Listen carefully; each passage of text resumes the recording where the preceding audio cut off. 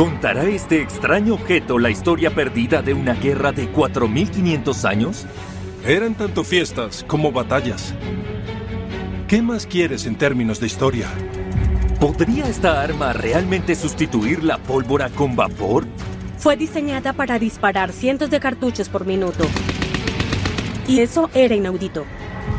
¿Cuál era el siniestro propósito de este extraño monolito tallado?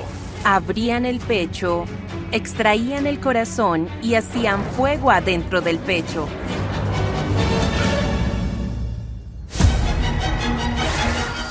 Estos son los objetos más extraordinarios y misteriosos de la Tierra. Escondidos en museos, laboratorios y almacenes. Ahora las nuevas investigaciones y tecnologías pueden mirarlos a fondo. Como nunca antes. Podemos reconstruirlos, desmontarlos y ampliarlos para revelar lo increíble, lo antiguo y lo verdaderamente extraño. Estas son las cosas extrañas de la historia.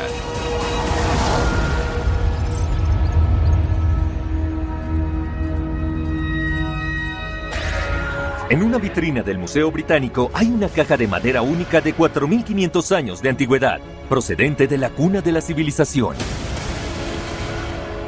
No hay otro objeto igual.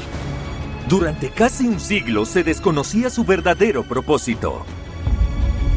Ahora, utilizando tecnología de vanguardia, vamos a abrir esta antigua caja y revelar sus secretos.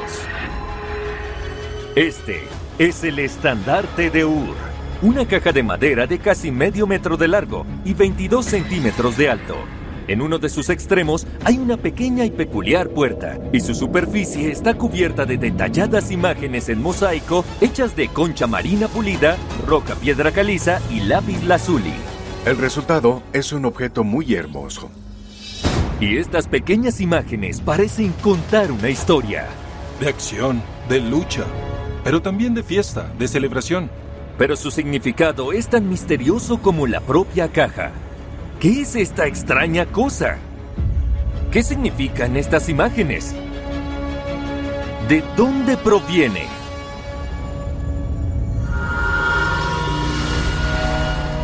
El misterio comienza en el sur de Irak, en las ruinas de la antigua ciudad mesopotámica de Ur.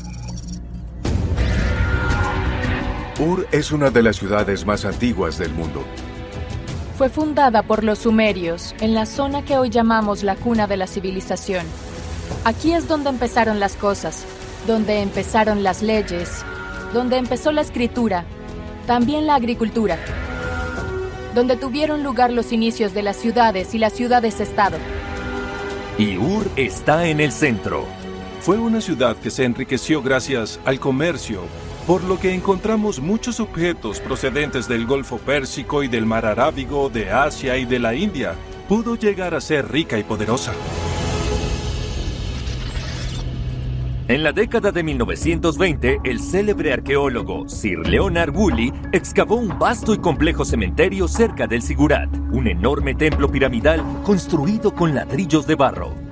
Leonard Woolley encontró tumbas que eran muy distintas porque tenían muchos individuos enterrados en ellas, uno al lado del otro, y parece que fueron enterrados al mismo tiempo, lo que significa que pudo haber sido alguna forma de sacrificio. Las tumbas están repletas de tesoros, oro, esculturas y piedras preciosas. Es un descubrimiento sensacional. Los años 20 fueron una edad de oro para la arqueología. Tenemos a Howard Carter en Egipto y a Sir Leonard Woolley en Ur, igualando el esplendor de lo que se encontró en Egipto. La realeza europea visitó Ur, incluso Agatha Christie. En una de las tumbas, Woolley descubrió algo extraordinario. Un obrero vio un pequeño resplandor y empezó a remover la tierra para revelar un mosaico. Era el estandarte de Ur, o lo que queda de él tras 4.500 años enterrado. El estandarte de Ur estaba hecho de betún, madera, materiales que suelen descomponerse. Por lo tanto, el betún se había roto, así como la madera. Lo único que quedaba era la concha marina y las piedras semipreciosas. Gully fue muy astuto al advertir que debían detener el trabajo y mirar si habían huecos, porque eso indicaría que la forma del objeto se conservaba en los huecos del sedimento. Aunque el marco de madera estaba podrido, la tierra mantuvo las piezas de mosaico en su sitio. Rellenando minuciosamente los huecos dejados por la madera podrida con yeso y cera, Gully consiguió fijar los mosaicos en su posición original y conservar la forma de este artefacto perdido. Lo que vemos ahora es la reconstrucción de un proceso muy laborioso. Pero de todos los fabulosos tesoros hallados en los cementerios reales de Ur, ¿por qué esta extraña caja se convirtió en la más famosa hasta ahora? Todo en la decoración de este enigmático objeto de 4.500 años de antigüedad aclama prestigio, porque la concha marina pulida, la roja piedra caliza y sobre todo el lápiz lazuli son materiales exóticos procedentes de tierras lejanas. Todo tuvo que ser importado de Asia Central, Afganistán y la India. Así que estos objetos también reflejan el poder y la riqueza de la sociedad, de que se trata de una ciudad capaz de acumular esta enorme riqueza y fabricar tales objetos.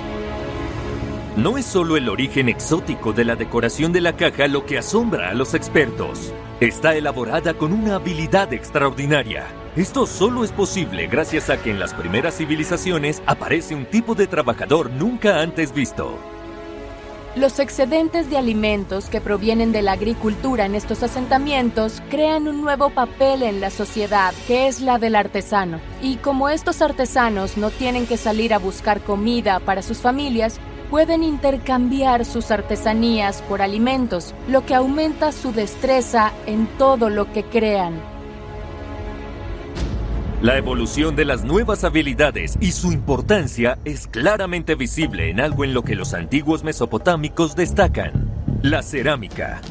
Cuanto más hábiles se volvían los artesanos, más los quería la gente. Tenemos evidencia arqueológica de cerámica en todo el mundo antiguo. Tenemos evidencia de ello en Anatolia, la actual Turquía, y también tenemos evidencia en el actual Irak y Pakistán.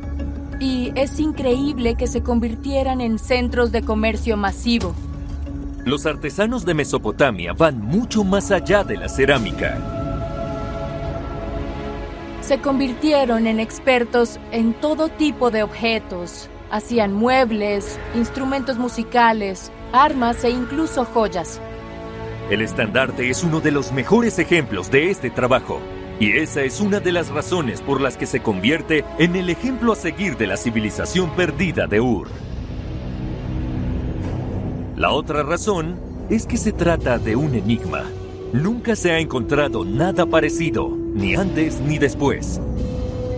Entonces, ¿para qué sirve? En los 100 años desde su descubrimiento, no han faltado grandes ideas para explicar su finalidad. Una idea es que tal vez es para almacenar, es un tesoro o una ofrenda. Hay una pequeña área donde se puede abrir para luego agregar y quitar fondos, así que tal vez es una especie de cofre del tesoro. Pero hay algo en esta idea que no encaja, porque el dinero tal y como lo conocemos aún no se había inventado. Se consideraba que la riqueza consistía en objetos de gran tamaño, metales, alimentos o cereales, pero ¿cómo meter esos objetos en una caja tan pequeña? Por supuesto, también hay que decir que no se descubrieron objetos de valor en su interior. No se trata de un cofre del tesoro. ¿Podrían estas pequeñas imágenes contener una pista sobre su verdadero propósito? Uno de los dos paneles principales se conoce como guerra. Vemos una batalla en marcha, carros, tropas marchando a la guerra y luego en otro registro, individuos siendo atropellados por estos carros de guerra. Ambos marchando a la guerra, pero también gente siendo derrotada, asesinada y pisoteada por los vencedores. También se ve al rey, este gran personaje, en un lugar prominente como victorioso en esta guerra. Cuando Gully encuentra la caja, sugiere que se trata de un estandarte militar, y el nombre se adhiere. Los estandartes se utilizan en la guerra en particular como una forma de enmarcar tu bando, El estandarte es el símbolo clave que te llevas a la batalla. El estandarte es tanto una señal para tu ejército como una herramienta propagandística para tus enemigos de que seguimos luchando. Y una de las imágenes del estandarte resulta muy familiar. Uno de los individuos mostrados en el estandarte de Ur parece tener algo similar a ese estandarte, al menos en la forma bajo el cuerpo. ¿Es esta una imagen de un estandarte similar? Por desgracia, esta idea tiene algunos defectos. Una es el tamaño de la imagen, que habría sido casi invisible a más de unos metros de distancia. En segundo lugar, la relativa fragilidad de la pieza. Y por último, el hecho de que en su propia construcción no hay ninguna señal obvia que permita insertar un poste para montarla sobre un estandarte. Si no es un estandarte, ¿qué es? En el lado opuesto al panel de la guerra está uno llamado Paz. El lado de la paz muestra una especie de banquete, una especie de celebración. Al acercar esta reconstrucción digital, se descubre una posible pista a plena vista sobre su finalidad oculta. El registro superior es el más interesante. Aquí vemos una importante figura. Suponemos que se trata del rey. Delante de él hay una incursión, un grupo de funcionarios sentados que alzan copas con el rey y junto a ellos hay un músico tocando una lira. La teoría es que el estandarte de Ur es en realidad una caja de resonancia para una lira. La lira más antigua data del año 3200 a.C. y se encontró en la antigua Sumeria al sur de Mesopotamia, por lo que parece ser la región en la que se inventó este instrumento. Las similitudes entre el estandarte de Ur y una lira hallada en una tumba de la misma excavación son sorprendentes. Es posible que se trate de una lira, ya que ambas tienen una caja en medio con extensiones donde estarían las cuerdas, y el hueco dentro de la caja haría un sonido musical cuando se rasga con cuerdas. ¿Es esa la respuesta? ¿Es la caja de resonancia de la lira del rey? Es una idea atractiva, pero hay un gran problema con ella. Si se trata de una caja de resonancia, fue recubierta con betún, piedra y concha marina, lo que habría tenido un considerable efecto amortiguador, inutilizándola como caja de resonancia para instrumento de cuerda. Hay una última explicación para esta extraña caja. Durante años se supuso que se trataba de imágenes simbólicas que representaban una sociedad equilibrada, un anuncio de cómo debería funcionar la civilización. Uno es el aspecto bélico que es necesario para mantener el poder en las conexiones comerciales que habríamos tenido, así que la guerra es un componente necesario para afirmar el poder. Pero al mismo tiempo, una sociedad disfruta de sus frutos, de sus beneficios económicos y de las fiestas y banquetes como una forma de lealtad hacia el rey. Y el rey representa el poder como alguien que da a su pueblo estos grandes banquetes. Pero ahora los expertos sospechan que los hechos descritos podrían ser un acontecimiento histórico real. Lo que vemos es la historia de una gran batalla donde el rey resultó victorioso y cuando ganas la batalla entonces celebras. Por un lado se muestra una batalla real y por el otro el banquete que tendría lugar después de la batalla celebrando la gran victoria. Un anuncio de victoria encaja con el pequeño tamaño y la intrincada y delicada decoración. Es poco probable que un objeto tan elaborado fuera realmente algo funcional, sino más bien un objeto de exposición. Así que tal vez esta extraña caja estuvo expuesta alguna vez en una de las primeras ciudades de la Tierra, simplemente para recordar a la gente un gran éxito en la batalla del poderoso rey de Ur. Eran tanto fiestas como batallas. ¿Qué más quieres en términos de historia? De lo único que estamos seguros es que el estandarte de Ur es una muestra única y hermosa de una antigua civilización perdida.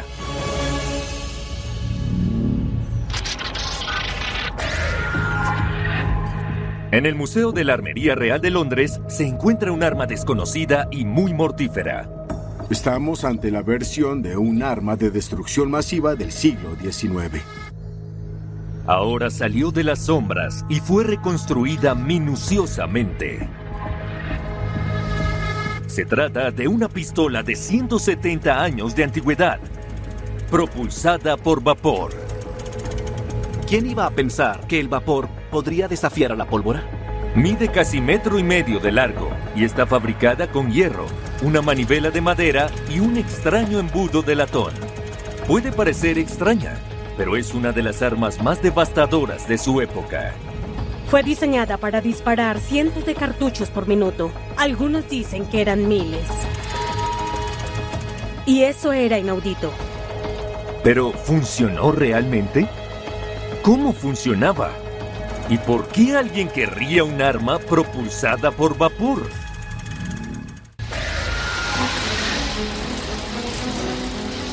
Era una época en la que todo se convertía en energía a vapor. Parecía que el vapor era la cura universal para facilitar cualquier tarea. Fue el motor de la revolución industrial. Las fábricas y los molinos que antes funcionaban con agua y caballos lo hacían de forma mucho más eficiente gracias al vapor. Las posibilidades parecían infinitas. El vapor tenía tal potencial que lo utilizaban como fuente de energía. Desde cosas pragmáticas, como los tractores de vapor, hasta inventos realmente descabellados. Una de las más curiosas es la idea de una especie de autómata propulsado por vapor como un soldado de metal que arrastraría un auto de personas. El vapor lo impulsaba todo, excepto las armas.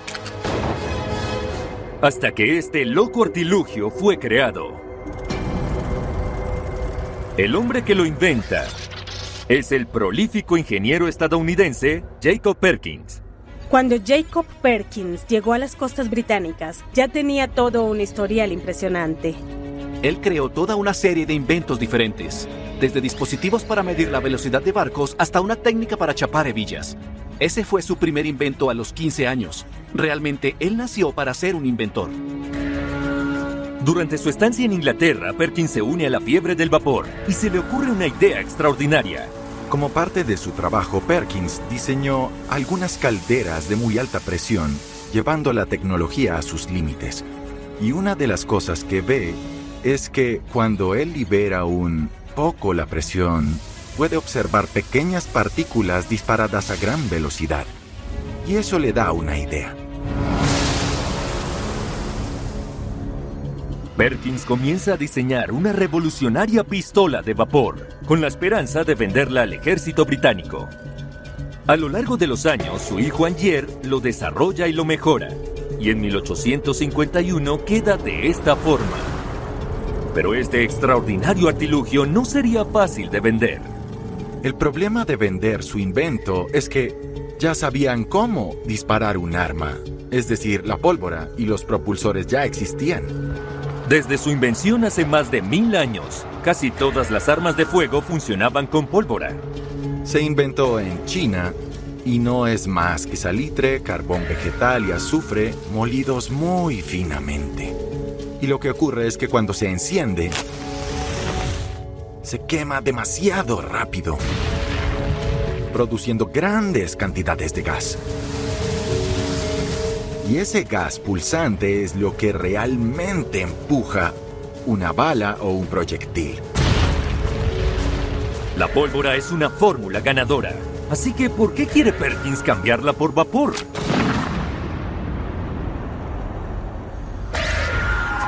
Cuando Perkins llega a las costas británicas en 1819, los conflictos recientes demostraban que incluso la pólvora tenía sus problemas. En la década antes que Perkins inventara el arma de vapor, Gran Bretaña estaba muy implicada en la guerra napoleónica para tratar de impedir que Napoleón avanzara con su imperio por todo el continente. Las tácticas de Napoleón demostraron ser brutalmente eficaces contra la potencia británica.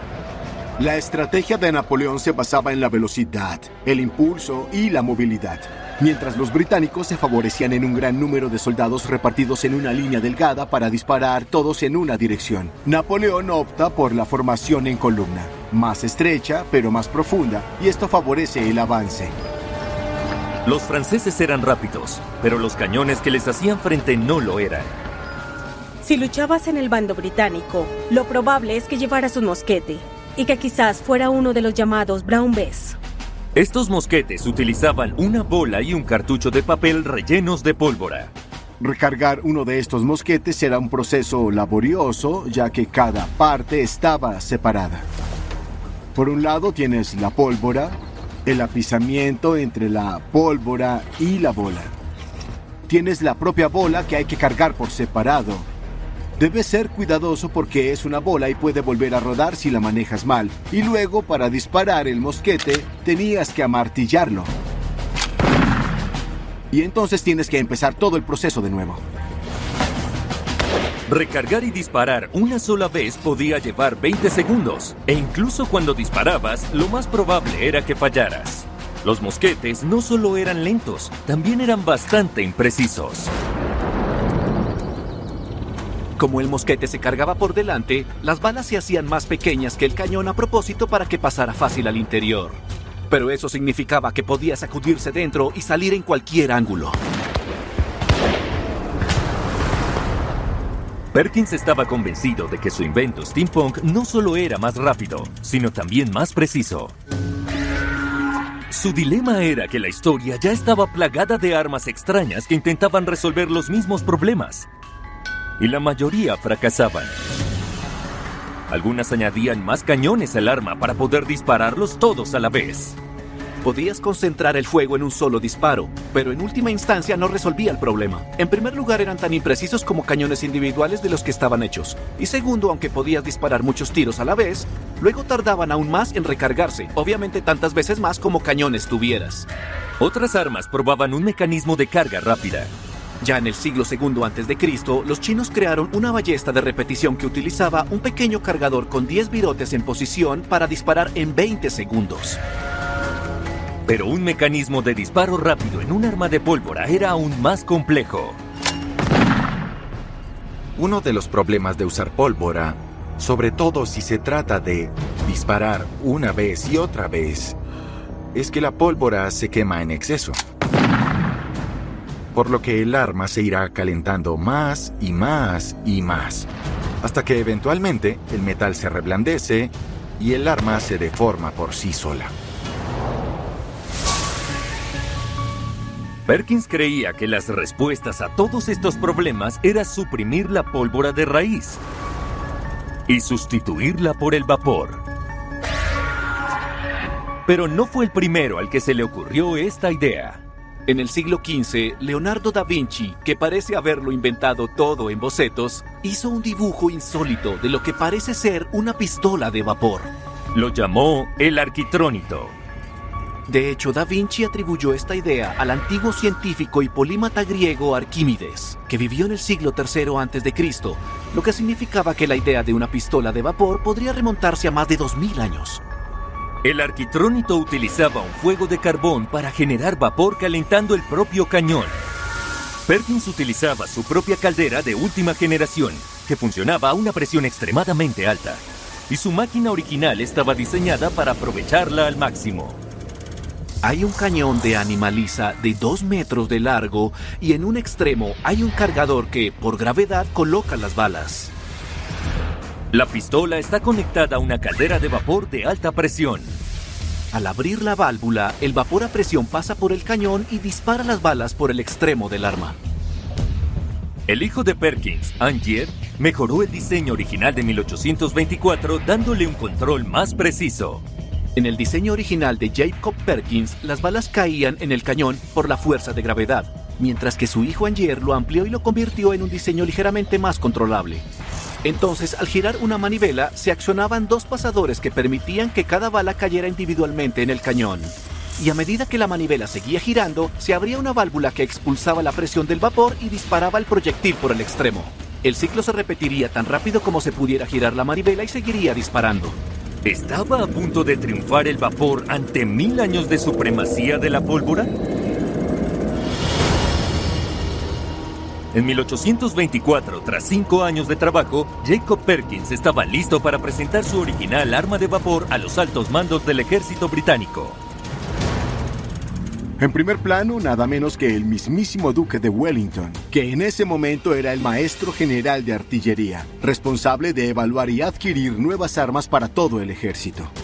Bajo la mirada de Wellington, el extraño artilugio de Perkins es sometido a rigurosas pruebas de velocidad, potencia y precisión. Si Wellington buscaba un arma de tiro rápido, esta pistola era la solución. Los informes difieren bastante, pero en la peor de las estimaciones se decía que disparaba 250 balas por minuto, y en la mejor estimación, 1000 balas por minuto. De modo que si se compara con un mosquete que disparaba solo 4 veces por minuto, esta arma está entre 60 y 250 veces más rápida. La pistola de vapor no solo es rápida, es mortalmente precisa. Una de las increíbles ventajas de usar vapor es que es muy limpio.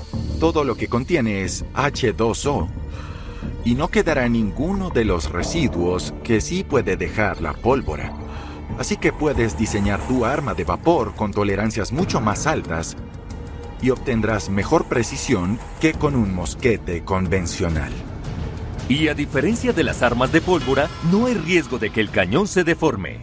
Cuando se genera el vapor, solo está 100 o 200 grados por encima de la temperatura de ebullición del agua, y eso será lo más caliente que llegará a estar el arma. Así que puedes disparar una y otra vez y nunca se sobrecalentará. ¿Pero es el arma de vapor de Perkins lo suficientemente potente? Perkins puso la caldera a máxima presión, 900 psi, y demostró que a una distancia de 30 metros podía abrir un agujero en 11 tablones de 2 centímetros.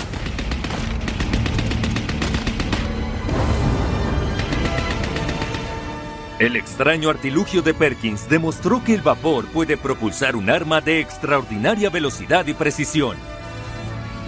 Debió haber sido un éxito rotundo, pero las cosas no salieron según lo previsto.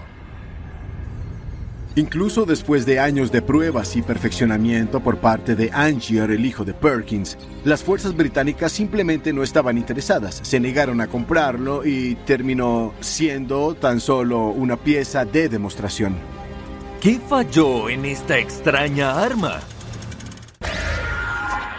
El primer obstáculo era un ejército atascado por la tradición. En aquella época, el ejército británico no se consideraba pionero, por lo que se aceptaban mejoras a las técnicas tradicionales. Pero la idea de pasar de la pólvora al vapor era un pensamiento muy fuerte y demasiado radical. El segundo problema era el tamaño. Con el fin de dispararla, se necesitaba una caldera de vapor de 5 toneladas en todo momento. Era un dispositivo muy peligroso para ser arrastrado por el campo de batalla. Tenía una enorme caldera de vapor a presión, era básicamente una bomba. El último problema era que cuando Angier perfeccionó la pistola de vapor de su padre, la tecnología de la pólvora ya había avanzado. Desecharon los cartuchos de papel y consiguieron cartuchos de latón para almacenar la pólvora en el reverso de la bala. Y las balas también se volvieron puntiagudas. Significó que eran más aerodinámicas. Significó mayor velocidad, mayor alcance y, críticamente, mucha mayor precisión. Y significa que los problemas que las armas de vapor tenían estaban siendo resueltos y mejorados con tecnología basada en la pólvora. El cartucho de latón también provocaba innovaciones letales en las propias armas. Una nueva tecnología entra en escena en forma de ametralladora Gatling, un dispositivo manual de varios cañones. Las versiones finales de la ametralladora Gatling podían disparar cientos de proyectiles por minuto, y sin embargo eran relativamente portátiles, con un peso de solo 77 kilos, lo que resultaba muy ágil comparado con las 5 toneladas del arma de vapor de Perkins. Pero la destrucción que causaba esta nueva tecnología no tenía comparación. Gatling dijo que su invento reduciría el número de personas necesarias para luchar una guerra y por tanto el número de hombres expuestos a los daños que causaría, pero la verdad se alejaba mucho de ser así. Por el contrario, se convirtió en un arma capaz de causar excesivas muertes. Las nuevas ametralladoras eran más ligeras y rápidas, y la potencia explosiva de la pólvora es superior a todo lo que puede producir el arma de vapor. La creación de Perkins no tenía ninguna posibilidad. ¿Es el fin de la pistola de vapor? No del todo. Más de 100 años después, el ejército británico encontró por fin un hogar para las ideas revolucionarias de Perkins. En la década de 1940, los cañones antiaéreos a veces se trasladaban de los buques mercantes a los buques de guerra británicos, dejando a los primeros desprotegidos frente a los ataques aéreos. Ante la escasez de pólvora, el Departamento de Desarrollo de Armas Diversas recurrió a una fuente fácilmente disponible en los buques: vapor. Introduciendo al proyector Holman. El proyector Holman funcionaba conectando tuberías a la caldera de vapor de los barcos. Se lanzaba una granada por el cañón y la presión del vapor disparaba la granada. Y esto funcionaba efectivamente como un arma antiaérea. Era un cañón sin ametrallar. Podías lanzar cualquier cosa por allí. Si no tenías una granada, tenías la opción de lanzar una col, una lata o una papa. Era la opción favorita, convirtiéndolo en el primer cañón antiaéreo del mundo. Y tal como Perkins lo predijo, era letal. Hay informes de que un marinero de un buque mercante llamado The Highlander derribó con éxito un avión alemán utilizando un proyector Holman. Los informes no dejaron claro si le disparó una papa o no.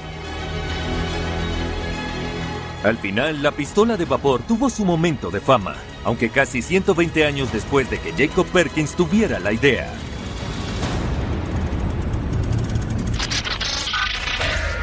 En el Museo Nacional de Antropología de México hay un extraño monolito de un mundo perdido, con un pasado violento.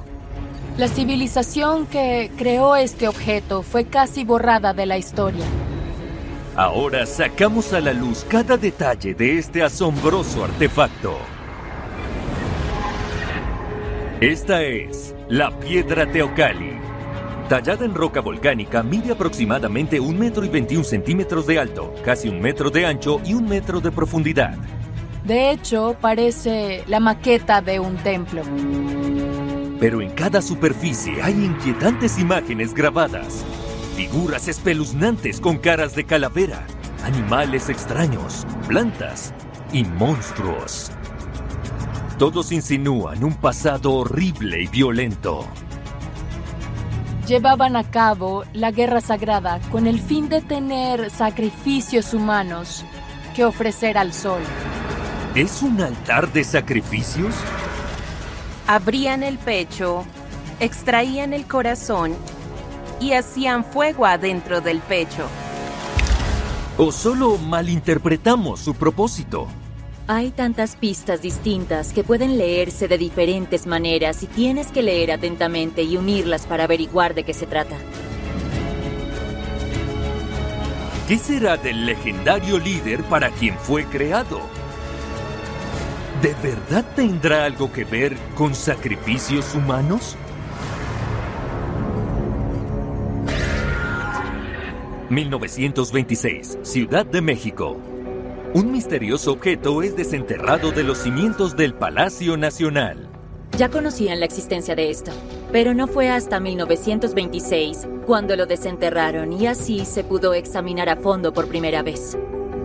Las extrañas formas de la parte posterior de este monolito apuntan a los arqueólogos a sus legendarios creadores. Hay tallas con un águila con las alas extendidas encima de un cactus. Y esa es una imagen que la mayoría de la gente en México reconocería, ya que está en la bandera mexicana. Es una leyenda del siglo XIII. Un grupo de emigrantes atravesó el Valle de México. Estaban a punto de transformar América Central. Había una profecía que decía que la capital se crearía cuando se viera un águila parada sobre un nopal en medio de un lago, y este terminaría siendo el lago de Texcoco. Hoy en día es la Ciudad de México. Los arqueólogos saben exactamente de quién es esta leyenda. Sin duda alguna, este monolito fue creado por los mexicas de Tenochtitlán. Los mexicas tienen un nombre más familiar para muchos: los aztecas. La Ciudad de México está construida sobre su vasta capital, Tenochtitlán. El Palacio Nacional Moderno de México se construyó en realidad sobre el lugar donde se habría ubicado el Palacio de los antiguos gobernantes, por lo que este monolito hallado en los cimientos del Palacio Nacional probablemente perteneció a un personaje importante que vivió en ese palacio. ¿Quién es este personaje? ¿Pueden identificarlo las inquietantes imágenes de la parte superior? A la izquierda está el dios Huitzilopochtli, que es el dios que se asocia con la familia. Y a la derecha está el dios Tezcatlipoca, que era el dios de la noche, pero también un dios que estaba asociado con los guerreros y los reyes. Pero estas extrañas tallas revelan algo más que dioses aztecas. También podrían narrar acontecimientos históricos y representar a personajes reales, de modo que la figura de la derecha también podría ser un gobernante real. Esta imagen contiene pistas sobre la identidad de ese gobernante. Muestra un diamante, una corona y un tapón nasal, y esos son símbolos del gobierno en la cultura azteca. Los expertos creen que todo esto apunta a una persona, el más legendario y despiadado de todos los líderes aztecas. En otras fuentes pictográficas, esos símbolos se asocian a menudo con Moctezuma II. Y no hay nada más grande que Moctezuma II. Gobernó entre 1502 y 1520 y llevó al imperio azteca a la cima de su poder, gobernando a más de 5 millones de personas en 200,000 kilómetros cuadrados. Moctezuma II es una figura casi mítica. Tenía un zoológico enorme y hay pruebas de ello. Tenía grandes lujos, supuestamente tuvo cientos de esposas e hijos. Es una figura que no solo tenía un enorme poder, sino que se promovió a sí mismo como una figura de poder y autoridad. Un objeto de extraordinaria artesanía, hecho para el mayor líder de una de las civilizaciones más notables de América. ¿Cuál es el propósito de esta extraña cosa? Su forma, las líneas que representan escalones, es inconfundible cuando se compara con templos conocidos de la época. De hecho, parece la maqueta de un templo. Las maquetas de templos no son inusuales en la sociedad mexica, pero esta tiene algo extraño. En todo el imperio pudimos encontrar modelos más pequeños. Estas maquetas suelen medir solo unos centímetros. Ninguno de ellos es tan grande como este. Con más de 1 metro de altura, el Teocalli es gigantesco en comparación. Algunos expertos creen que hay una muy buena razón para sus proporciones sobredimensionadas. Encima de algunos modelos hay dioses sentados en ellos como si estuvieran sentados en tronos. Así que el Teocalli no es solo una representación de un templo, sino el trono para un dios.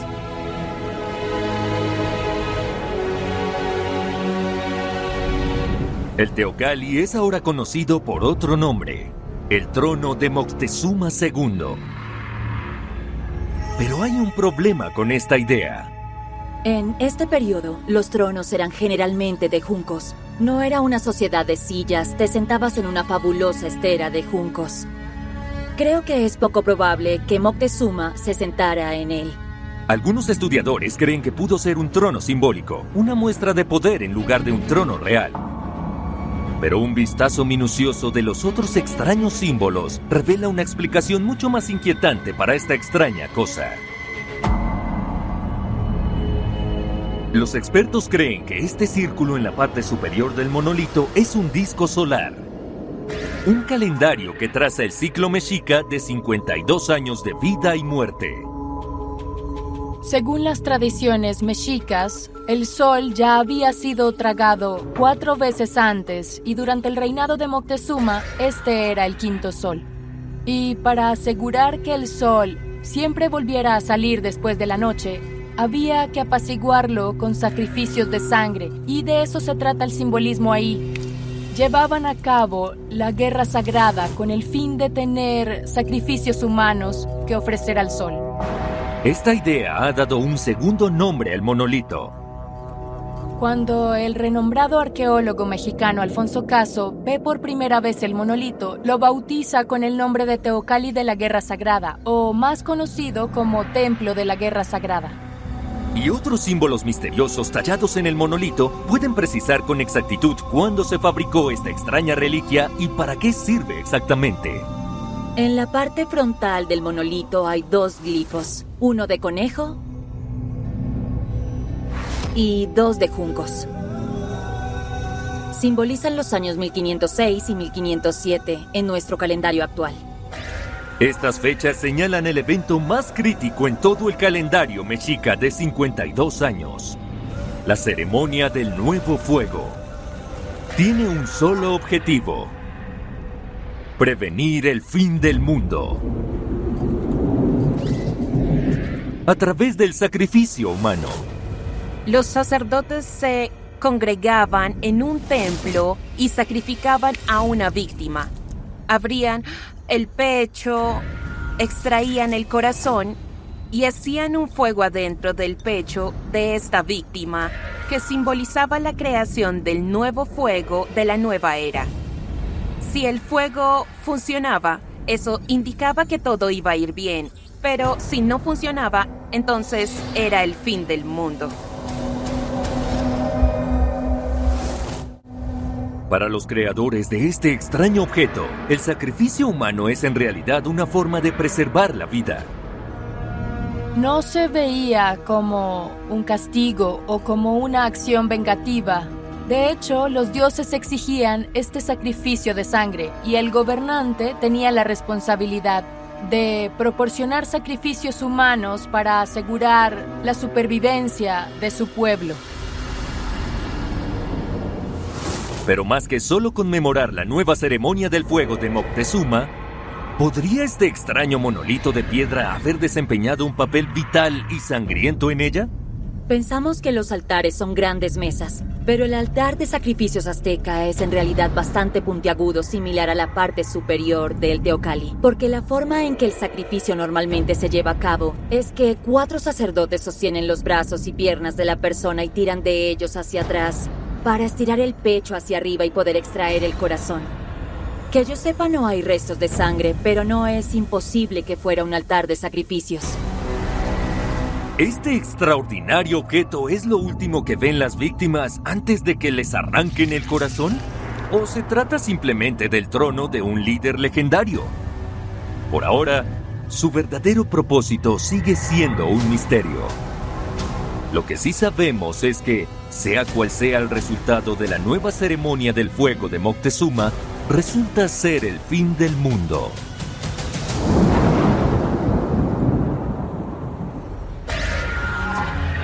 En 1519, apenas una década después de la ceremonia del nuevo fuego de Moctezuma, los conquistadores españoles llegan.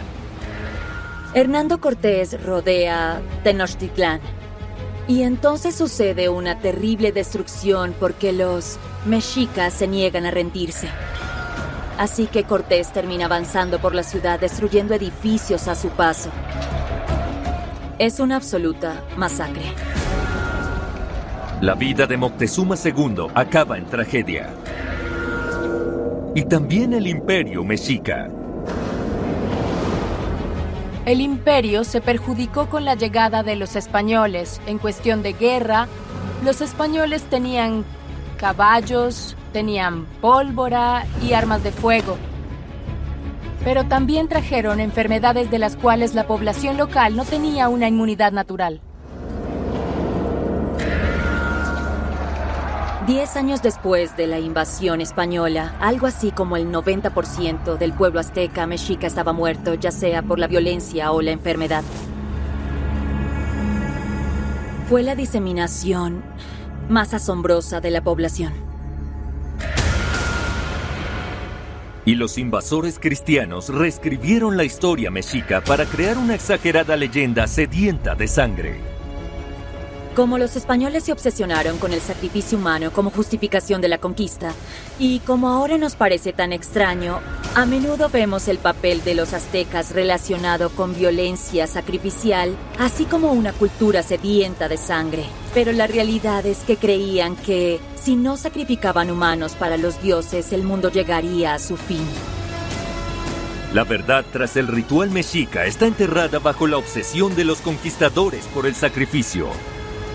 Igual que este misterioso monolito, tributo a un rey casi dios, que acabó perdido bajo los cimientos de Ciudad de México.